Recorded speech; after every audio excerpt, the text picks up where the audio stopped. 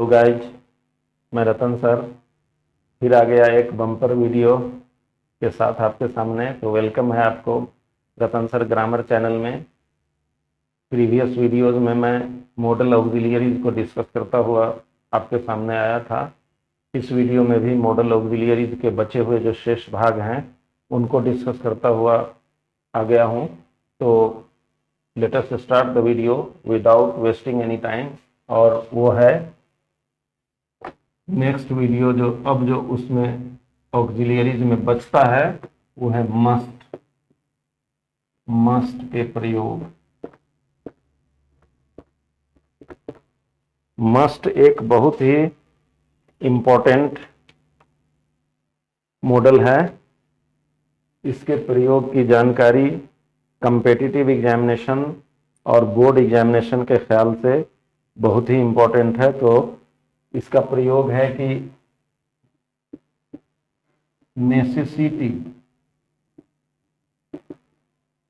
मतलब आवश्यकता और कंपल्सन।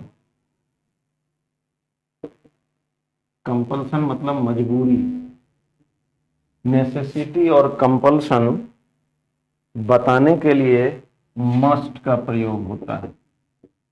बताने के लिए मस्ट का प्रयोग होता है। एग्जाम्पल इसको अच्छी तरह समझा देगा। तो जैसे है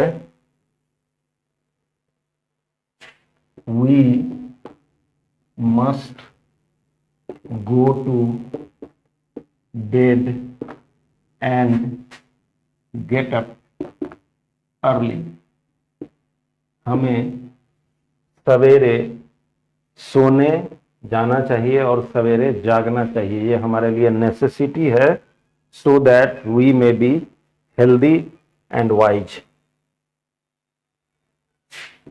we must go to school in time. हमें समय पर अवश्य स्कूल जाना चाहिए। ये हमारे लिए नेसेसिटी है, ये हमारे लिए कंपल्सन है। तो इस तरह से मस्ट का प्रयोग, you must obey the rules of the road. आपको सड़क के नियमों का पालन अवश्य करना चाहिए, ये कंपल्सन है आपका। Otherwise you will met with an accident. Next अगला प्रयोग है मस्ट का सर्टेनिटी बताने के लिए। सर्टेनिटी। सर्टेन का मतलब होता है निश्चित, तो सर्टेनिटी का मतलब होता है निश्चितता। बताने के लिए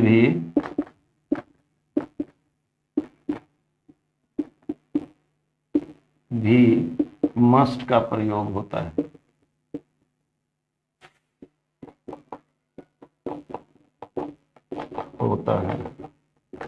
एग्जाम्पल सर्टेनिटी कैसे बताई जाती है ये, they must have reached there.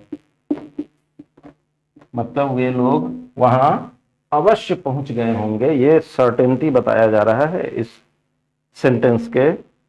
Sentence में मस्ट का यूज करके। जैसे you must have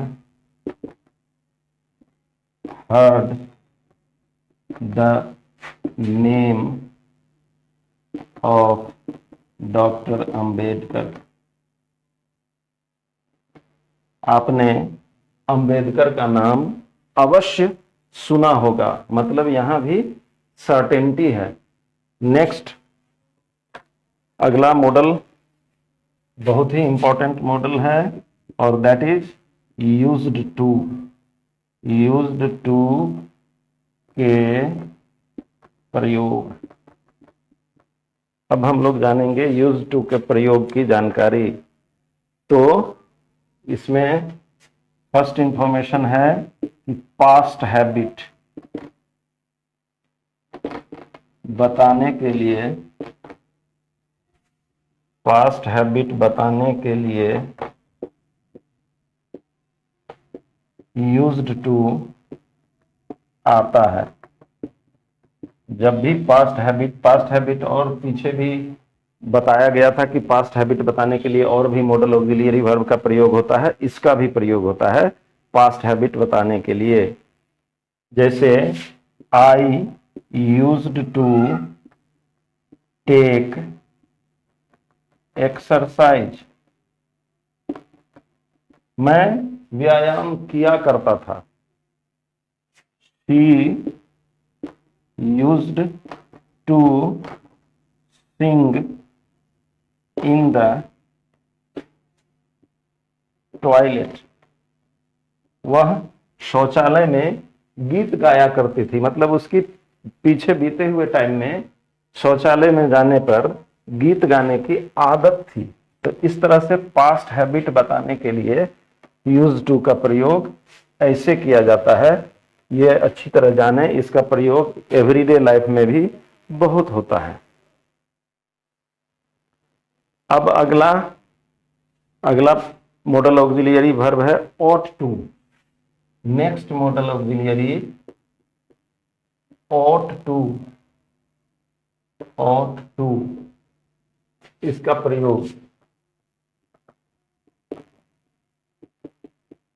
ought to के प्रयोग, ought to भी should जैसा अर्थ रखने वाला मॉडल होता है। तो इसका पहला प्रयोग है शुड से अधिक,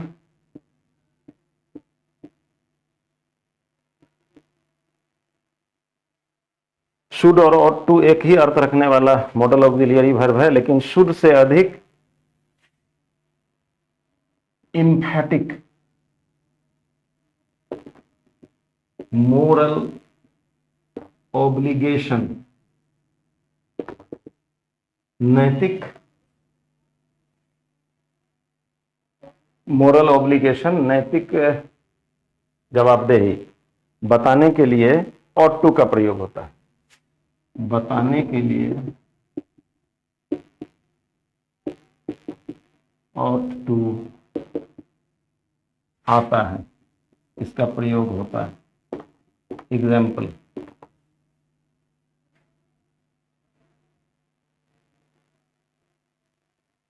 we ought to obey our elders, हमें अपने बड़ों का कहना मानना चाहिए। मतलब शुड से ज्यादा एम्फैटिक बनाया गया है ought to का यूज करके इस सेंटेंस को।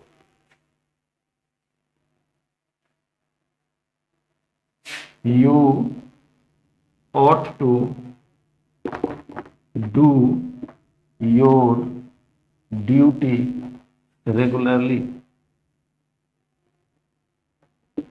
आपको अपनी ड्यूटी नियमित रूप से निभानी चाहिए। ये मोरल ऑब्लिगेशन है आपके ऊपर। नेक्स्ट,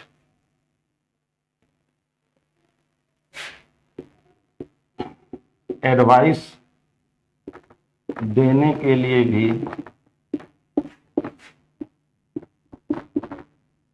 ought to का प्रयोग होता है।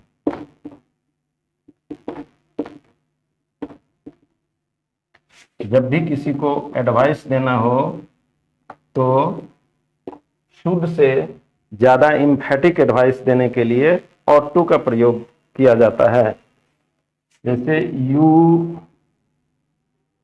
ought to take your medicines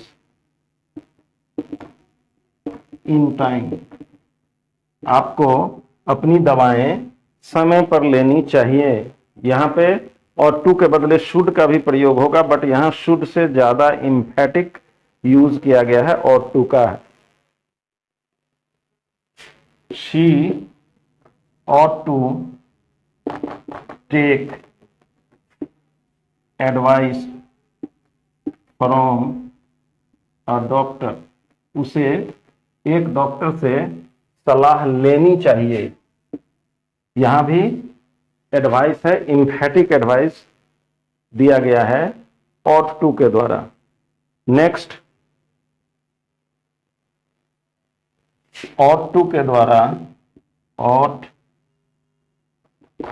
to के द्वारा, ये भी मैं फिर से बता दूं कि ये should जैसी ही मीनिंग रखता है, इसलिए should और ought to का यूज लोग रिप्लेस करके करते रहते हैं। नेसेसिटी और प्रोबेबिलिटी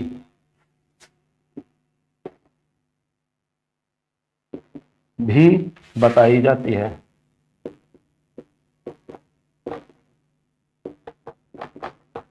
शुड के द्वारा भी नेसेसिटी और प्रोबेबिलिटी बताई जाती थी, ये बात पहले बताई जा चुकी है।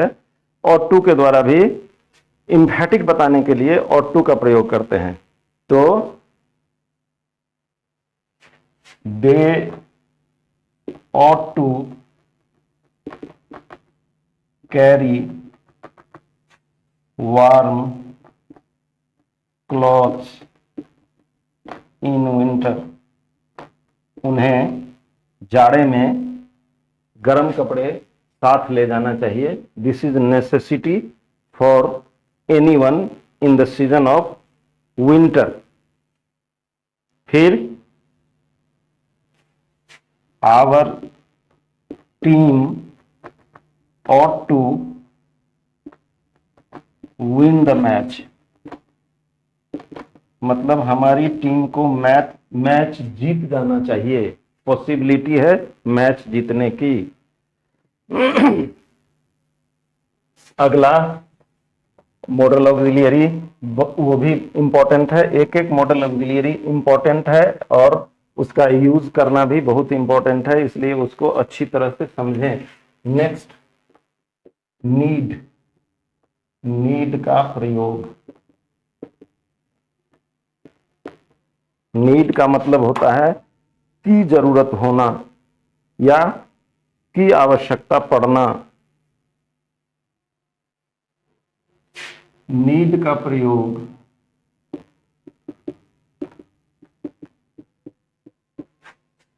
निगेटिव और इंट्रोगेटिव सेंटेंसेस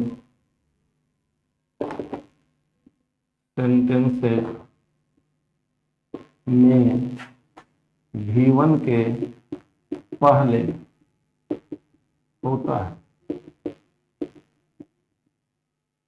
ये की जरूरत होना के अर्थ में निगेटिव और इंट्रोगेटिव सेंटेंसेस में नीड का प्रयोग होता है। जैसे I need not go there, मुझे वहां जाने की जरूरत नहीं है। इसमें एक चीज इंपॉर्टेंट है कि अगर यहाँ सब्जेक्ट शी हो जाएगा तब भी यही यूज होगा, she need not come here, उसे यहाँ आने की जरूरत नहीं है। सब्जेक्ट आई रहा तब भी नीड, सब्जेक्ट शी है तब भी नीड। यहाँ नीड बदल के नीड्स नहीं होगा, क्योंकि इस पर सब्जेक्ट के नंबर और पर्सन का असर नहीं होता है। ये बात इंट्रोडक्शन में ही बताई जा चुकी है। तो इसका प्रयोग निगेटिव में ऐसे हुआ। अब इंट्रोगेटिव में इसका प्रयोग देखें। नीड यू डू इट, क्या आपको इसे करने की जरूरत है। आई नीडंट दे गो देयर, क्या उन्हें वहां जाने की आवश्यकता है। तो इस तरह से नीड का प्रयोग ऑक्सिलियरी वर्ब की तरह इंट्रोगेटिव और नेगेटिव सेंटेंस में भी हुआ है। और यही बात अंतिम मॉडल ऑक्सिलियरी वर्ब का है, ये है डेयर। डेयर का मतलब होता है हिम्मत करना, साहस करना। ये मॉडल ऑक्सिलियरी का अंतिम वर्ब है। इसका भी प्रयोग निगेटिव और इंट्रोगेटिव सेंटेंसेस में होता है। नीड की तरह ही डेयर का प्रयोग हिम्मत करना अथवा साहस करना के अर्थ में निगेटिव तथा इंट्रोगेटिव सेंटेंसेस में होता है।